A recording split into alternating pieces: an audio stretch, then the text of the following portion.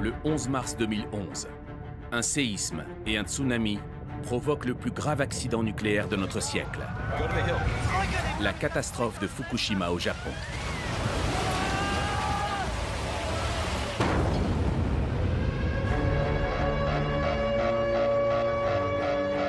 Après des explosions dans 4 bâtiments réacteurs de la centrale, la radioactivité sur le site atteint des niveaux records. Près de 80 000 personnes sont évacuées dans un rayon de 20 km. En à peine quelques heures, la centrale de Fukushima devient l'un des lieux les plus hostiles de la planète.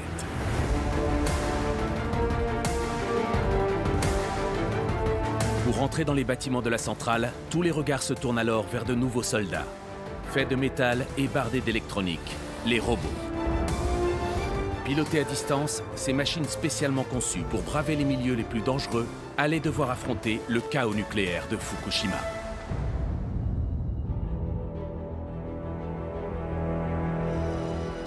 Pour la première fois, grâce aux centaines d'heures d'images filmées par les robots au cours de leur mission et à des reconstitutions en images de synthèse, vous allez pénétrer, avec les machines, dans l'obscurité des bâtiments réacteurs de la centrale. Mètre après mètre, vous suivrez le trajet des robots jusqu'à vous approcher du cœur du réacteur, au plus près du combustible nucléaire, là où aucun homme ne pourrait survivre plus de quelques minutes.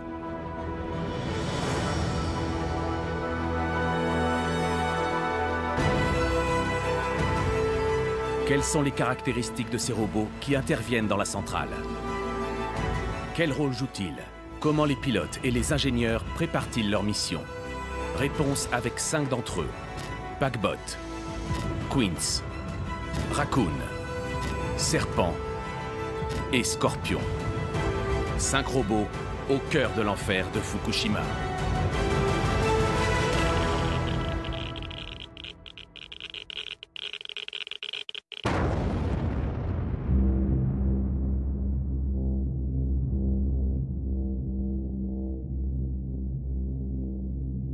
Ces images ont été filmées le 15 avril 2011, à peine un mois après le tsunami. À cette époque, le survol de la zone par hélicoptère est interdit à cause des niveaux de radioactivité. C'est un drone, le T-Hawk, qui est envoyé pour évaluer les dégâts depuis le ciel.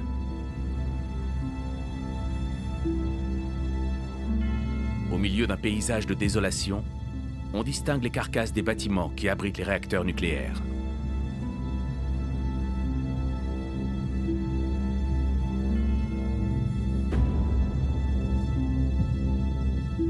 Certaines parties sont à présent totalement à l'air libre, comme ici, le sommet du bâtiment réacteur numéro 4.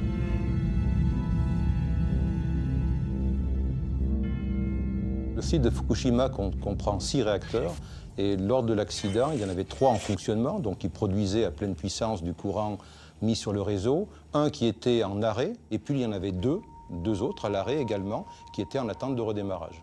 Donc on avait vraiment 3 réacteurs à pleine puissance. C'est la première fois où on a eu l'ensemble d'un site nucléaire dévasté. Et donc l'accident a été majeur puisque dans l'échelle INES, il est classé au niveau 7, c'est l'accident le plus grave que l'on puisse avoir dans une installation nucléaire. À Tchernobyl, c'était aussi un accident de niveau 7.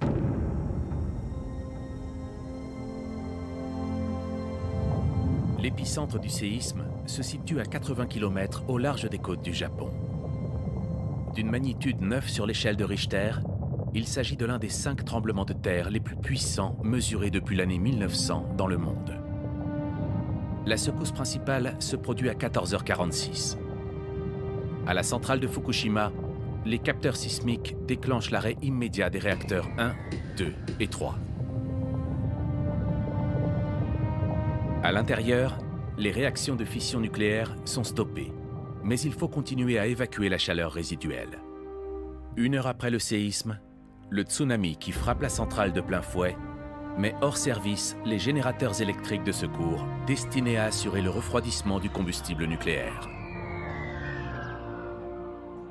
À l'intérieur des 3 enceintes de confinement, les événements vont alors s'enchaîner de façon quasi identique. Sous l'effet de la chaleur, l'eau se vaporise. Vers 2800 degrés, le combustible se met à fondre.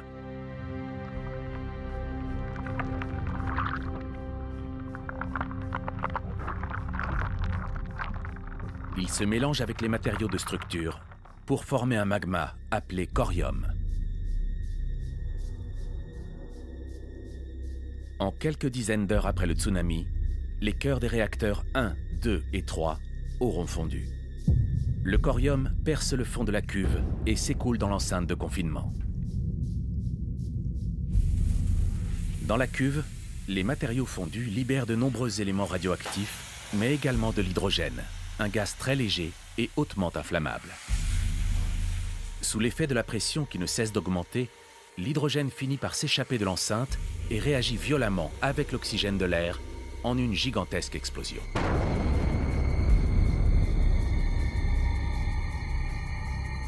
En l'espace de 3 jours, les toits des bâtiments réacteurs numéro 1 et numéro 3 sont soufflés.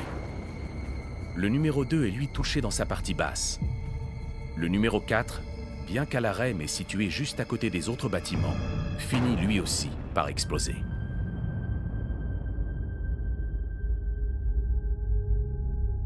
Ces 4 explosions rejettent des quantités phénoménales de radioactivité dans l'air et 160 000 personnes sont évacuées. Contrairement à Tchernobyl, où le réacteur nucléaire s'était retrouvé à l'air libre, à Fukushima, les enceintes de confinement des 3 réacteurs n'ont pas explosé. Mais comme les systèmes de refroidissement sont hors service, la température dans les 3 cœurs remplis de combustible nucléaire reste extrêmement élevée. Des rejets massifs de gaz et de particules radioactives continuent donc à se propager vers l'extérieur. Devant l'urgence de la situation, les équipes de TEPCO, l'exploitant de la centrale, envoient de l'eau de mer pour refroidir le combustible présent dans les 3 réacteurs. Après plusieurs jours de travail acharné, la situation est sous contrôle et les rejets massifs sont stoppés dans la seconde quinzaine de mars. Mais plusieurs jours après l'accident, la zone est entièrement contaminée. Quiconque s'y aventure doit affronter la menace invisible de la radioactivité.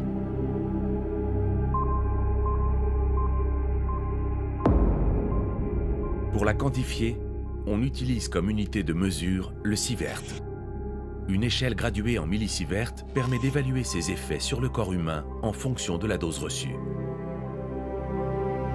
2 millisieverts correspondent à la dose annuelle de radioactivité naturelle à laquelle nous sommes exposés en moyenne sur Terre. Au-delà de 100 millisieverts, le risque de cancer augmente statistiquement avec la dose. À partir de 1000, les premiers symptômes commencent à apparaître. À partir de 4500 millisieverts, 50% des personnes exposées mourront dans les 60 jours si aucun traitement n'est mis en place. À partir de 6000, la dose est fatale dans 100% des cas dans les 60 jours si aucun traitement n'est mis en place. À Fukushima, juste après l'accident, des ouvriers de la centrale tentent de pénétrer à l'intérieur des bâtiments réacteurs pour évaluer les dégâts. Équipés de dosimètres, des appareils pour mesurer la radioactivité, ils vont relever des niveaux de plusieurs dizaines de millisieverts par heure. Or, pour les ouvriers du nucléaire, la limite réglementaire d'exposition habituellement admise est de 20 millisieverts par an. Même si, à Fukushima, cette limite a été relevée compte tenu de l'accident, les ouvriers auraient reçu l'équivalent de leur dose autorisée sur une année entière, en à peine quelques heures. Impossible dans ces conditions de continuer à explorer les bâtiments.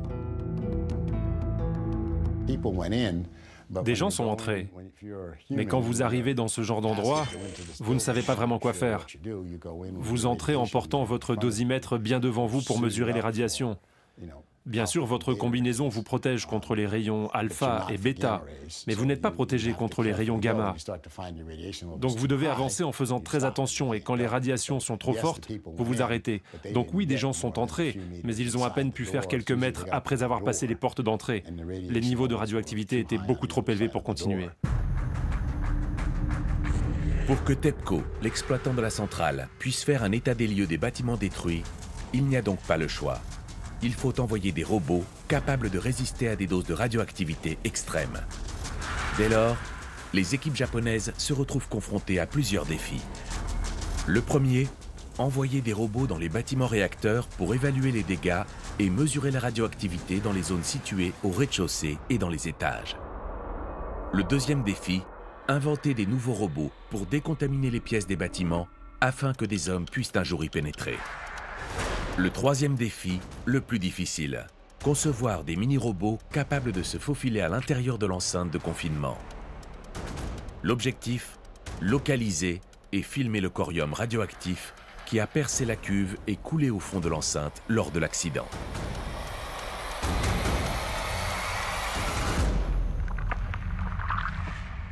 L'objectif, c'est de comprendre l'état des lieux. Dans quel état est l'installation pour par la suite pouvoir intervenir. Qu'est-ce qui a été abîmé, qu'est-ce qui marche encore, qu'est-ce qui est dégradé, où sont des débris qui empêchent d'avancer, par exemple, et quel est le débit de dose présent dans l'installation. Et donc, pour faire l'état des lieux, il n'y a pas de choix. Il faut envoyer un robot avec des équipements de mesure, avec des caméras, qui vous donnent une image, une vision, à la fois des lieux et puis à la fois du débit de dose qu'il y a dans l'installation. Première mission, explorer les bâtiments réacteurs détruits. Compte tenu de l'urgence, les équipes de Fukushima n'ont pas le temps de faire fabriquer un robot spécifiquement pour cette mission. Ils décident de faire appel à un petit robot américain conçu pour intervenir en zone de guerre, Packbot. Packbot a été développé aux États-Unis par la société iRobot. Parfaitement adapté au terrain accidenté, il est équipé d'un bras articulé de 2 mètres de long et d'une poignée qui lui permet de manipuler des objets. Ils avaient la meilleure technologie et ils étaient prêts à intervenir.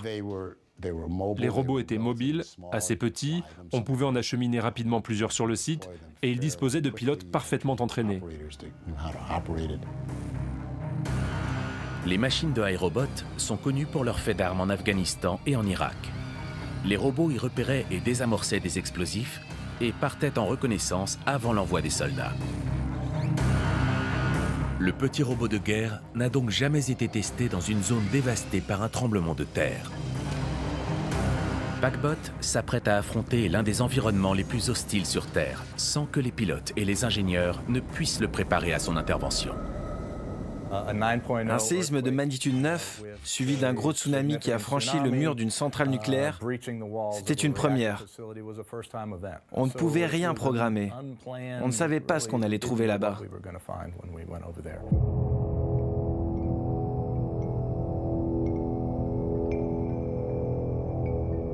Quatre exemplaires de Packbot sont envoyés sur le site. Ils vont devoir pénétrer dans chacun des bâtiments détruits lors de l'accident. Et voici les images de leur toute première mission.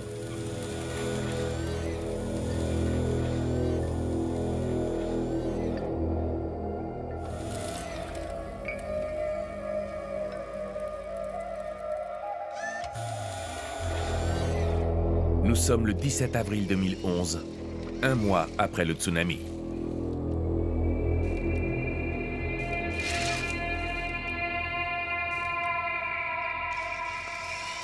Deux robots Packbot parviennent à se faufiler dans les décombres du bâtiment réacteur numéro 2.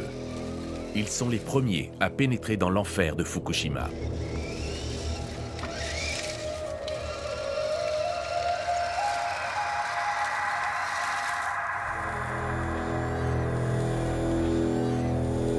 Plongés dans le noir, ils commencent à identifier les secteurs les plus endommagés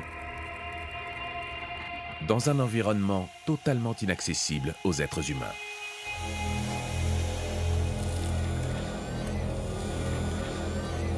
Grâce à leurs pinces, les deux robots parviennent à ouvrir les portes de certaines pièces pour faire un état des lieux des dégâts. Les dosimètres qui équipent les robots mesurent des niveaux de radioactivité importants.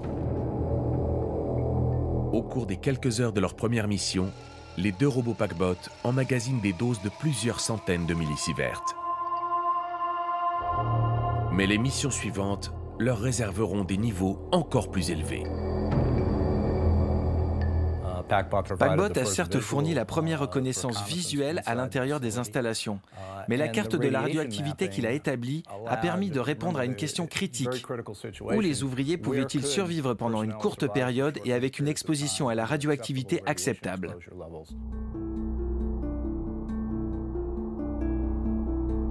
Au cours de ces missions, Packbot s'est concentré sur le rez-de-chaussée des réacteurs 1, 2 et 3, ceux dont le cœur a fondu. Dans le numéro 1, celui dont le toit a explosé, le robot relève des points chauds à plus de 5000 millisieverts par heure. Dans le numéro 3, le plus endommagé par les explosions d'hydrogène, la radioactivité atteint 4700 millisieverts par heure. Dans le numéro 2, celui à l'intérieur duquel l'explosion s'est déclenchée en bas de l'enceinte de confinement, les débits de dose atteignent 10 000 millisieverts par heure, une dose mortelle pour l'homme en à peine 40 minutes d'exposition. Après chacune de leurs missions, les robots devaient être passés sous jet d'eau haute pression pour être décontaminés avant de pouvoir repartir au combat. Après l'accident, les 4 exemplaires de Packbot ont effectué avec succès des dizaines de missions. Mais un défi est resté difficile à relever pour eux. Réussir à monter des escaliers raides et glissants des bâtiments réacteurs accidentés. Les installations qu'on trouve dans les centrales nucléaires ont été conçues pour que les hommes y travaillent. Il y a partout des escaliers à monter ou à descendre. Il y a de nombreuses poignées à ouvrir ou des valves à actionner. Celles-ci sont très faciles à manier pour les ouvriers, mais elles ne sont pas du tout adaptées aux pinces des robots. C'est aussi ça qui rend leur mission très difficile.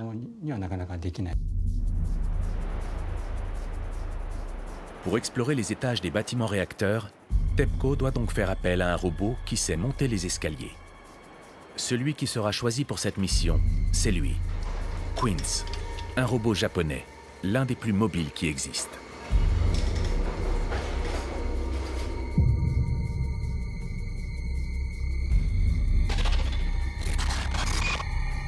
Quince a été conçu à l'Institut technologique de Chiba, dans le centre dédié à la robotique du futur. Les premières versions de la machine ont été lancées suite au tremblement de terre de Kobe en 1995, qui avait causé la mort de plus de 6000 personnes au Japon.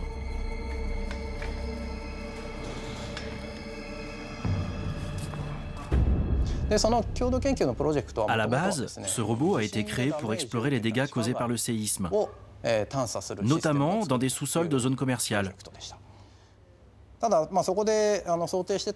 Donc, Quince est très fort pour se déplacer dans un environnement chaotique, plein de débris, et pour monter et descendre les escaliers.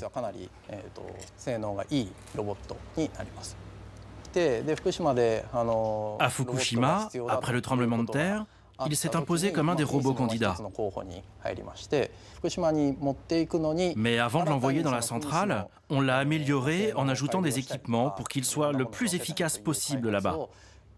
Ça nous a pris 4 mois de travail entre mars et juin 2011 pour qu'il soit prêt à partir en mission. Pendant 4 mois, les chercheurs de Chiba adaptent le robot pour affronter l'environnement radioactif de la centrale. Ils installent des dosimètres et vérifient que son électronique peut supporter de hauts niveaux de radioactivité.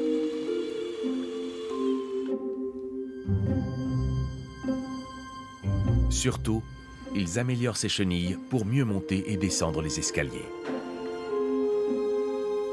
Quince devient le premier robot de Fukushima à pouvoir grimper des escaliers dont l'inclinaison dépasse les 40 degrés. Son secret, son châssis est recouvert de chenilles ainsi que ses 4 petites pattes. Celles-ci disposent chacune d'un moteur autonome. Elles peuvent pivoter séparément les unes des autres en fonction de la nature et de la taille de l'obstacle à franchir. Comme le montrent ces images filmées par la caméra arrière du robot, Quince traîne derrière lui un câble qui lui sert à la fois à son alimentation électrique et à la télécommunication avec les pilotes. Pendant la mission, les pilotes sont installés dans un local situé à proximité du bâtiment réacteur. Le câble, d'une longueur totale de 450 mètres, se déroule au fur et à mesure de l'avancée du robot. Les pilotes sont ainsi connectés en permanence avec Quince et suivent ses mouvements en temps réel. Pour piloter le robot, il faut récupérer très rapidement beaucoup d'informations, depuis la caméra notamment, et ça ne peut pas se faire par des ondes. En plus, une centrale nucléaire est faite de gros murs en béton pour bloquer la radioactivité, ce qui rend très difficile le passage de ces ondes. S'il n'y avait pas le câble, l'autonomie en termes de puissance de ces robots serait extrêmement limitée, peut-être 1 heure de fonctionnement, pas plus. Et vu la lenteur avec laquelle on envoie les choses et et avec lesquels on les opère, il n'aurait pas été utile sans le câble d'alimentation. Mais le câble de Queens est aussi sa plus grande faiblesse. C'est lui qui provoquera sa perte lors d'une mission où le petit robot japonais est parvenu à réaliser ce qui reste encore aujourd'hui comme son plus grand exploit.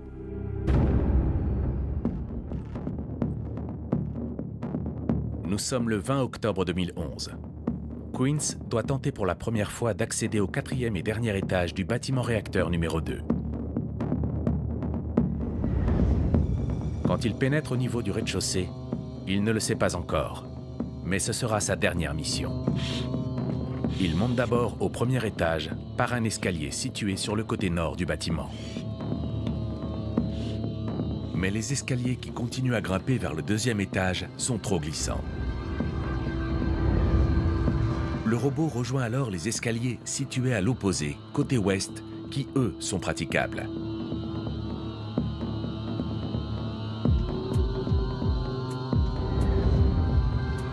Pour accéder au 3e étage, il parvient cette fois à utiliser l'escalier côté nord qu'il peut continuer à gravir pour atteindre enfin le 4e et dernier étage du bâtiment. En haut des marches, Queens se retrouve nez à nez avec un rideau métallique. Le rideau métallique avait l'air assez lourd. Le pilote de Queens a fait de son mieux et a réussi à placer un des petits modules de Queens entre le sol et le bas du rideau. Et c'est comme ça qu'il a réussi à l'ouvrir. Pour la première fois depuis l'accident de Fukushima survenu 7 mois plus tôt, un engin piloté par des hommes peut explorer le sol du 4e étage. Ici, un pan de mur a été détruit. La lumière du jour permet donc au robot d'offrir à ses pilotes des images d'une grande clarté. On y distingue le pont roulant qui sert normalement à l'extraction du combustible nucléaire.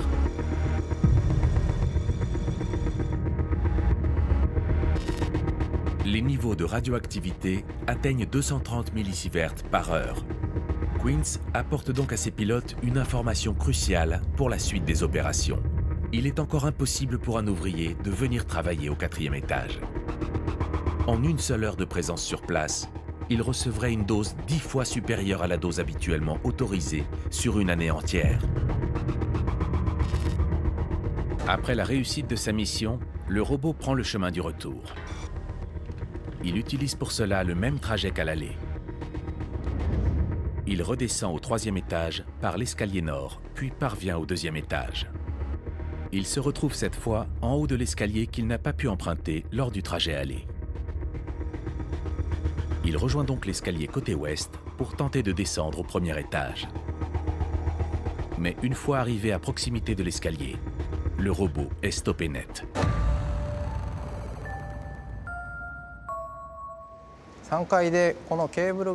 Le câble est resté coincé on ne sait pas bien comment. Et les pilotes n'ont pas pu le libérer. Quand ils se sont rendus compte que Queens était bloqué, ils ont tenté de tirer sur le câble et de le secouer. Mais malgré toutes leurs tentatives, le robot ne bougeait plus. Au final, ils ont tellement tiré dessus que le câble a fini par se rompre. Et ce qu'on voit là, ce sont les dernières images que Queens a pu transmettre à ses pilotes.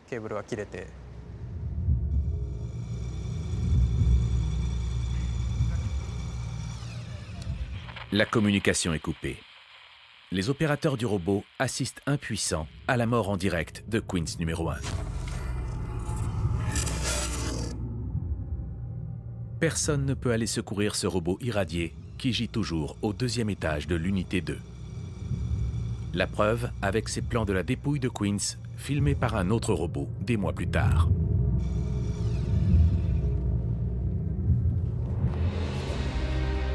Mais la mort de Queens 1 n'aura pas été vaine. Les chercheurs de l'Institut technologique de Chiba ont en effet pu tirer des leçons des expériences de ce robot pionnier. Ils ont conçu Sakura, ce qui signifie fleur de cerisier, un symbole de renaissance au Japon. Plus compact que Queens, l'héritier du robot monte et descend des escaliers plus étroits. Surtout, son câble a été entièrement repensé pour lui éviter de finir comme son mentor.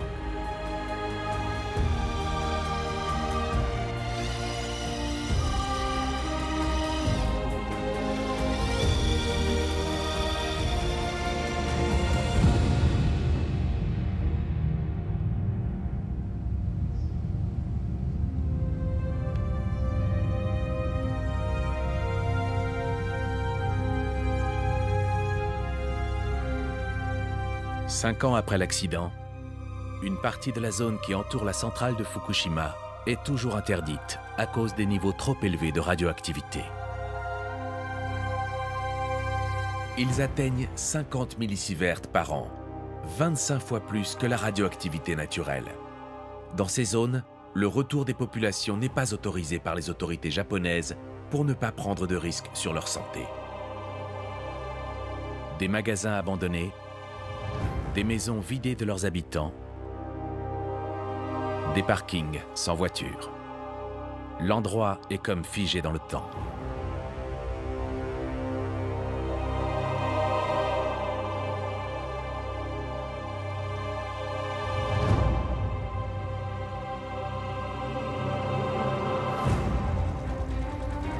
Mais aux abords de la centrale, l'activité bat son plein. TEPCO, l'exploitant, et les autorités japonaises ont décidé de démanteler intégralement la centrale accidentée. Un chantier qui devrait durer environ 40 ans.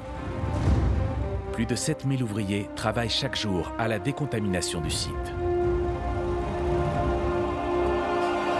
Pour éviter d'être exposé à la radioactivité sur une trop longue période, le temps de travail peut être limité à 8 heures par mois.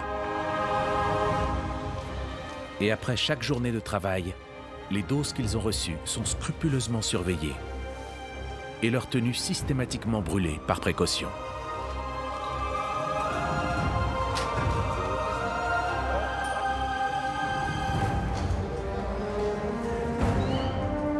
En 5 années de travail, tous les alentours de la centrale ont été décontaminés en grattant la moindre parcelle de sol pour prélever la terre chargée de particules radioactives et la mettre dans des sacs. 560 000 mètres cubes d'eau ayant servi au refroidissement du combustible nucléaire ont été stockés dans d'immenses cuves construites spécialement sur le site. Les bâtiments qui hébergent les réacteurs numéro 1 et numéro 4 ont été entièrement reconstruits grâce à des gigantesques grues robotisées. Aujourd'hui, les machines s'activent autour du bâtiment numéro 3. Toutes les grues que vous voyez autour des bâtiments réacteurs, qui enlèvent les débris des toits et qui nettoient les gravats avec des énormes mâchoires et des crochets, ce sont des machines télécommandées. Donc les opérateurs sont à des centaines de mètres de distance, à l'intérieur de pièces blindées. Ils ont les yeux rivés sur des écrans avec un joystick dans les mains. Et c'est comme ça qu'ils pilotent ces énormes grues. Pour piloter les grues télécommandées, les ouvriers peuvent donc s'installer à une très grande distance des bâtiments et sont ainsi mieux protégés de la radioactivité. Mais pour les petits robots, comme Packbot ou Quince, qui interviennent à l'intérieur des bâtiments réacteurs et qui sont reliés par un câble à leur pilote, ceux-ci doivent s'installer beaucoup plus près. Tout doit donc être mis en place pour les protéger au maximum des radiations.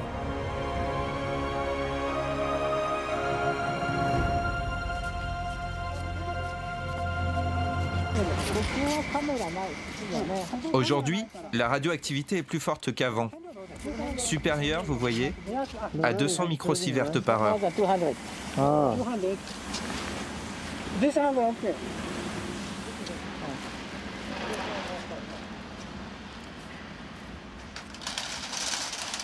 Au pied du réacteur se trouve un bunker de fortune. Voici l'une des salles de contrôle des robots de Fukushima.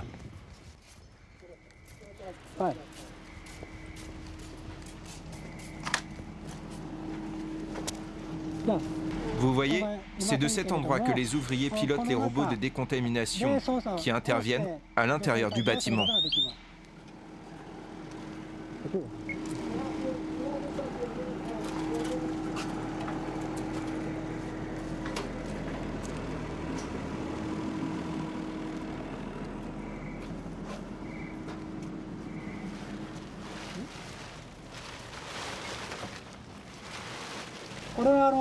Ces plaques, c'est une protection en plomb.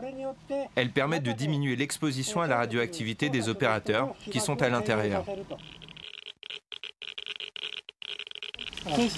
Là, mon dosimètre indique qu'on est à moins de 30 microsieverts par heure. Donc ça va, ce n'est pas trop élevé.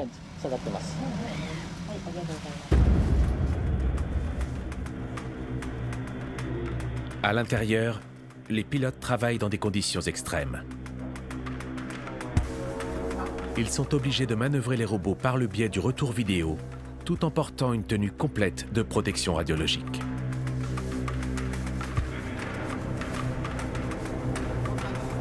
Pour aller mettre en place les robots avant leur mission, les ouvriers sont souvent obligés de s'approcher au plus près du bâtiment. Pour éviter de recevoir une trop forte dose de radioactivité, ils doivent effectuer l'opération le plus rapidement possible avant de revenir se mettre à l'abri dans la salle de contrôle protégée par le blindage en plomb. En 5 ans, une trentaine de robots sont intervenus à Fukushima. Grâce à eux, toutes les pièces de chacun des 4 bâtiments détruits ont été explorées et on connaît à présent le niveau de radioactivité en tout point de chaque étage. Les débris qui jonchaient le sol ont pu être déblayés et évacués par les machines. Restait alors à relever un nouveau défi, décontaminer l'intérieur des bâtiments. Pour y parvenir, les autorités japonaises ont créé l'IRID, l'Institut international de recherche pour le démantèlement nucléaire. Son objectif, travailler avec les meilleurs experts internationaux et les plus grands fabricants de robots pour développer des machines spécifiquement adaptées aux missions de Fukushima.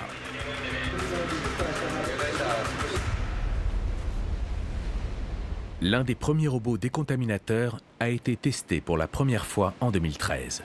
Son nom, Raccoon. Raccoon signifie raton laveur en anglais. Ce robot aspirateur est chargé de nettoyer les bâtiments réacteurs numéro 2 et numéro 3 les plus contaminés. Objectif, faire baisser les doses de radioactivité pour que des hommes puissent y travailler au moins pour une durée limitée. Pour cela, il envoie de l'eau à haute pression sur les parties à décontaminer.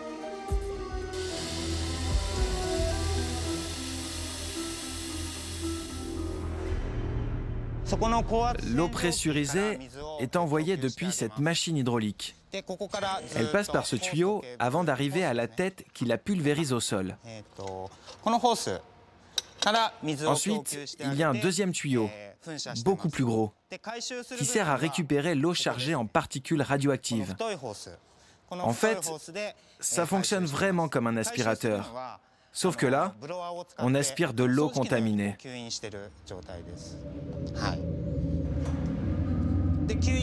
Pour limiter au maximum les soucis causés par cet encombrant tuyau de 100 mètres de long, Raccoon est accompagné d'un robot suiveur doté de plusieurs caméras. Il vole au secours du robot aspirateur quand son câble se coince. Pour libérer l'aspirateur, le robot suiveur doit parfois faire des mouvements compliqués. Avancer, reculer, mais aussi se déplacer latéralement, comme un crabe.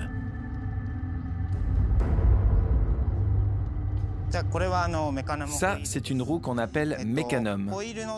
Regardez, elle a des roulettes inclinées à 45 degrés le long de la roue.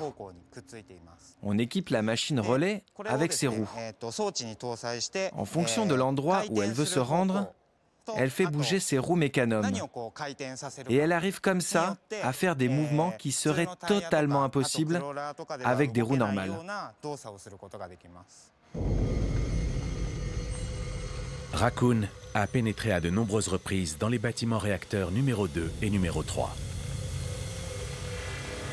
À chacune de ces missions, le robot a sillonné les couloirs des 2 bâtiments en pulvérisant de l'eau pressurisée sur le sol pour tenter d'aspirer un maximum de particules radioactives. Au total, le robot aspirateur a décontaminé 700 mètres carrés des rez-de-chaussée des unités 2 et 3, soit environ 70% de toute la surface au sol. Les rayons bêta ont bien baissé de 70 à 80% dans le bâtiment réacteur numéro 2. Mais la radioactivité dans l'air n'a pas baissé de façon significative. En fait, cela nous a montré que pour que les hommes puissent entrer dans le bâtiment, la décontamination du sol ne suffit pas. Parce que la radioactivité vient aussi des murs et du plafond. Et la présence de particules sur toutes ces surfaces fait monter le niveau de radioactivité dans l'air. La mission Raccoon a permis aux chercheurs japonais de tirer de nombreux enseignements. Ils ont conduit au développement de Meister 2 de Mitsubishi.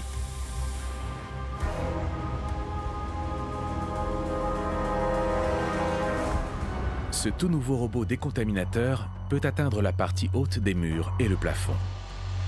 Il est surtout équipé de têtes spéciales qui poncent les surfaces métalliques pour en retirer la couche contaminée. Mais la mission de décontamination la plus extrême, qui nécessitera plusieurs dizaines d'années d'efforts, concerne l'intérieur de l'enceinte de confinement, là où le combustible a fondu et s'est transformé en corium. Le corium est hautement toxique et radioactif et continue à émettre de la chaleur pendant des années. Il s'agit de l'une des matières les plus dangereuses jamais créées par l'homme.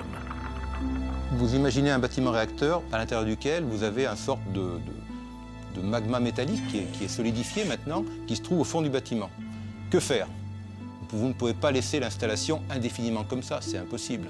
Il va bien falloir intervenir pour justement récupérer ce magma métallique solidifié, l'évacuer et puis nettoyer le bâtiment. Donc pour ce faire, il faut trouver un moyen pour justement aller récupérer ce magma. Le premier problème auquel est confronté TEPCO, l'exploitant de la centrale, est que 5 ans après l'accident, on ne sait toujours pas où se trouve le corium qui a coulé dans les bâtiments réacteurs numéro 1, 2 et 3. Alors quand on dit on ne sait pas où il est, on sait qu'il est au fond de l'enceinte. Ça c'est clair, on sait où il est, c'est le principe. Mais dans quel état est-il? Est-il réparti uniformément? Y en a-t-il des quantités importantes à droite, à gauche, au milieu? Je ne sais pas. Il faut imaginer donc un gros bloc de béton et vous vous dites là-dedans, j'ai quelque part une centaine de tonnes d'un mélange d'uranium, de fer, de différents métaux, et je veux comprendre où c'est. L'homme ne peut pas y aller. C'est beaucoup trop irradiant, c'est impossible. On ne peut pas rentrer dans l'installation, c'est impossible. Donc il n'y a pas d'autre solution que d'envoyer un équipement qui, lui, ne sera pas sensible au rayonnement, mis à part son électronique, ou alors qui pourrait être détruit justement pour cette raison-là, qui va aller voir à l'intérieur et en fait vous servir Dieu pour voir ce qui se passe à l'intérieur. Le premier robot spécialement conçu pour cette mission à haut risque s'appelle Serpent.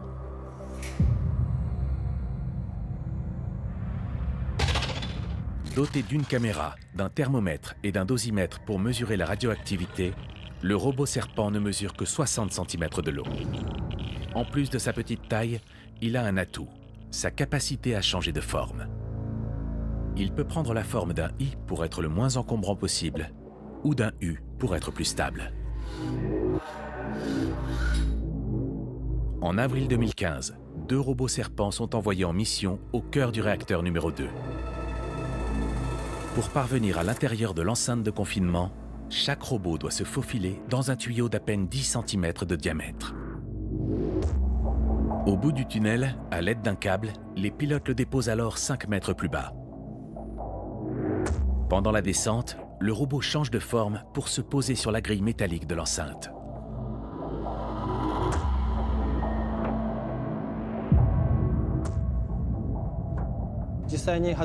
Quand les robots sont entrés dans l'enceinte de confinement pour la première fois, on était vraiment très enthousiastes. Mais on n'avait aucune idée de ce qui nous attendait à l'intérieur.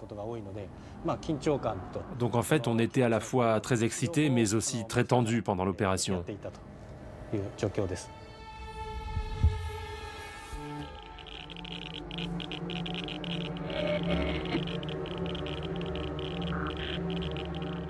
Voici les premières images de l'intérieur d'un réacteur filmées depuis l'accident nucléaire de Fukushima par les 2 robots Serpent.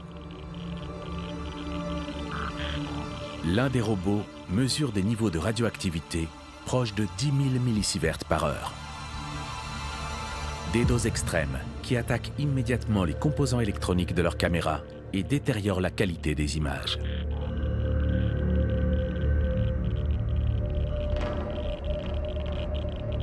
On distingue pourtant une série de débris, peut-être tombés pendant le séisme ou lors de l'explosion d'hydrogène.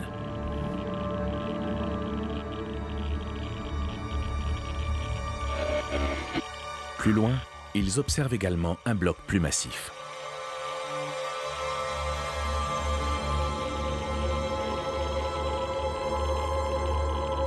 Au cours du trajet, l'un des robots parvient à filmer le fond de l'enceinte de confinement à travers la grille.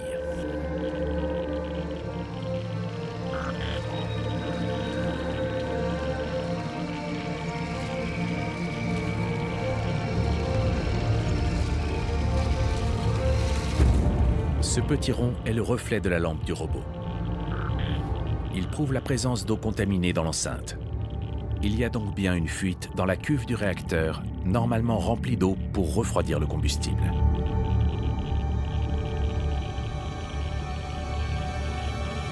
La mission des deux robots ne durera que quelques heures. Et aucun des deux ne survivra.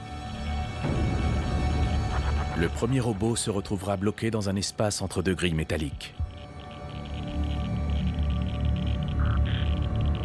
Cette vidéo, prise par le deuxième robot, montre son binôme mort au combat.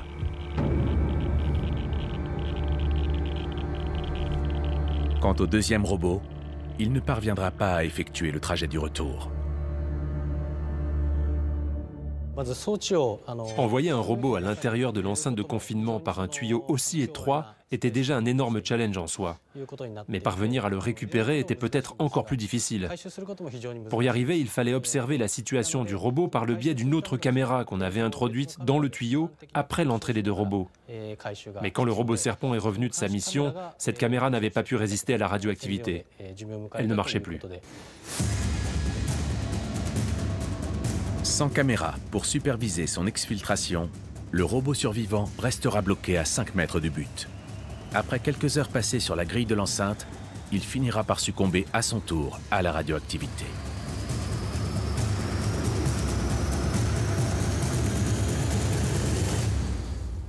Ce genre de robots, en général, on ne pense pas forcément les envoyer pour qu'ils reviennent.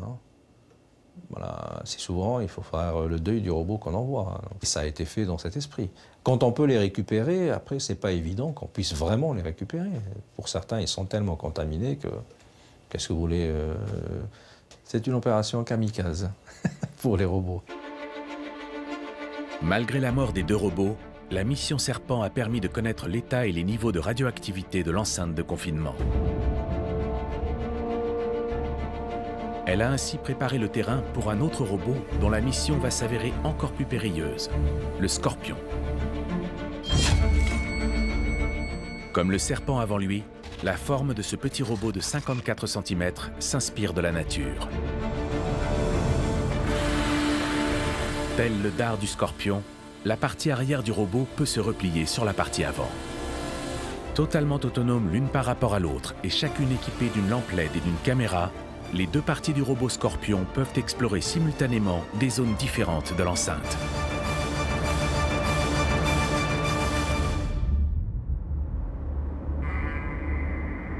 Pour accéder au plus près du corium, Scorpion va emprunter une passerelle au bout de laquelle une petite ouverture le conduira directement sous la cuve où le combustible a fondu. Le robot et ses pilotes s'entraînent à leur mission sur une réplique grandeur nature du réacteur numéro 2.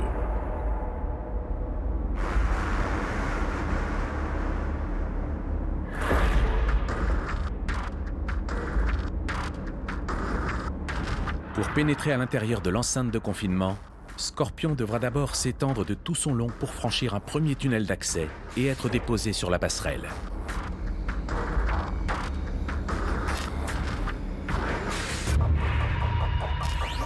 Dans l'obscurité totale, il couvrira ensuite plusieurs mètres en ligne droite, se pliant ou se dépliant en fonction des obstacles.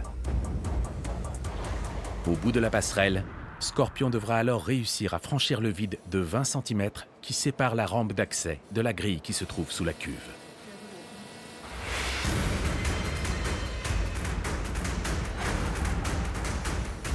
Une fois sous la cuve, son corps articulé lui permettra de se faufiler à travers les passages les plus étroits de la plateforme.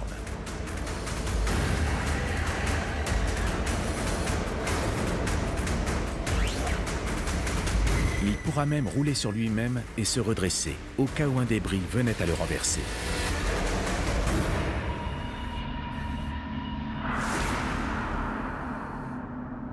Mais il fera face à son plus grand défi une fois arrivé au niveau du corium. Scorpion va devoir réussir à filmer ce magma métallique en résistant à des doses de radioactivité records, supérieures en certains endroits à 70 000 millisieverts par heure. De quoi tuer un être humain en 5 minutes. Après la panne de la caméra utilisée pour la mission Serpent, les ingénieurs ont bien compris l'importance de rendre l'électronique plus résistante à la radioactivité. Pour cela, le fabricant de Scorpion est allé s'équiper en France, dans une petite entreprise à la pointe de l'électronique endurcie contre les radiations. Nous sommes chez Hermès, au sud de Paris. C'est ici qu'a été conçu le dosimètre Rado, qui équipera Scorpion dans l'enceinte de confinement. Rado, c'est un système qui permet de faire des mesures de doses cumulées et de débit de dose moyen, mais grâce à des capteurs qui sont très petits. Vous voyez la taille du capteur qui fait moins de 1 cm. Ça permet de faire des mesures de dose jusqu'à, dans le cas de ce capteur, jusqu'à 12 000 Gray. Ça fait pratiquement 500 ou 600 fois la dose mortelle.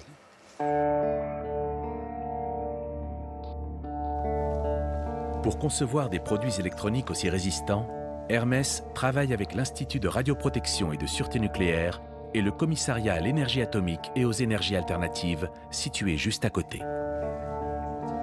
Aujourd'hui, le dirigeant d'Hermès vient y tester ses nouvelles caméras.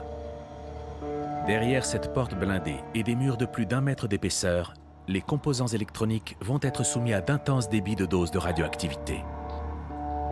Au commencement du test, les sources de matière radioactive sont extraites de leur enceinte de protection. L'irradiation va détériorer les qualités du pixel et on va retrouver non plus une image comme celle qu'on souhaiterait avoir, mais on va retrouver de la neige finalement sur les images captées et donc ça c'est inexploitable par la suite. D'où l'effet bruité des images filmées dans la centrale nucléaire de Fukushima. Contre ce phénomène, il est impossible d'utiliser un blindage au plomb, efficace mais trop lourd pour le petit robot Scorpion. La solution proposée par Hermès et le CEA, un traitement numérique de l'image qui corrige les effets de la radioactivité.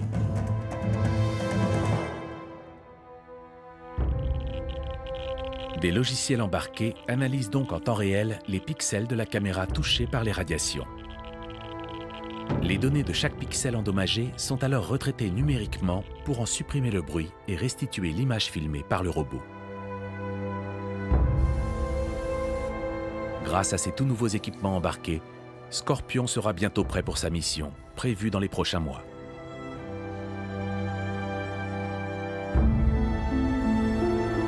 Et la suite des opérations, elle, est déjà en préparation, la récupération du corium.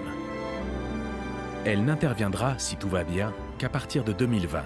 Et c'est un robot français, Maestro, qui pourrait s'en charger. Développé par le CEA et la société Cybernetics, Maestro est un bras hydraulique qui peut travailler directement à l'intérieur d'une cuve de réacteur nucléaire. Il est déjà opérationnel en France et mis en œuvre sur le site nucléaire de Marcoule par 2 industriels, Nuvia et Honnête Technologies. Capable de changer d'outil à distance, disqueuse, cisaille ou dispositif de découpe laser, ce bras en titane peut effectuer des mouvements à 360 degrés et porter jusqu'à 80 kg. Autre qualité, son mode de pilotage par le biais d'une manette à retour de force. C'est-à-dire qu'on ressent tous les obstacles et la force qu'entraîne le robot. C'est-à-dire si on doit soulever une charge de 10 kg, on ressent la charge qu'on soulève. Ça évite de casser en fait, surtout.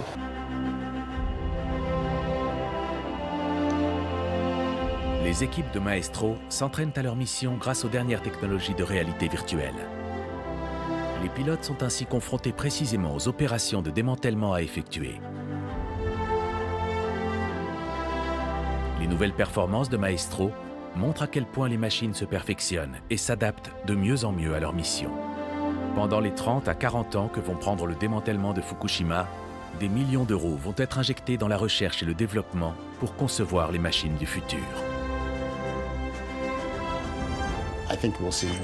Je pense vraiment qu'on verra des dizaines de robots différents qui auront chacun une tâche spécifique. Et parmi eux, il y en aura même qui seront intelligents. On peut imaginer que s'ils se trouvent bloqués quelque part, ils pourront prendre d'eux-mêmes la décision de changer de trajectoire sans que leur pilote ne leur dise. Et je pense que la plupart de ces technologies seront ensuite utilisées dans d'autres secteurs que l'industrie nucléaire. On peut penser à la santé, l'industrie, les secours en cas de catastrophe. Mais aujourd'hui, à Fukushima, les travaux ne peuvent pas attendre l'arrivée de ces robots du futur. Packbot, Queens, Raccoon, Serpent et les autres ont déjà accompli avec succès des missions à haut risque. Mais aux côtés de ces robots, ce sont bien des milliers d'ouvriers qui, jour après jour, s'exposent à la radioactivité dans ce gigantesque chantier de démantèlement. Face à cette menace invisible, de nouvelles machines intelligentes représentent la seule alternative pour protéger les hommes. À Fukushima, le travail des robots ne fait donc que commencer.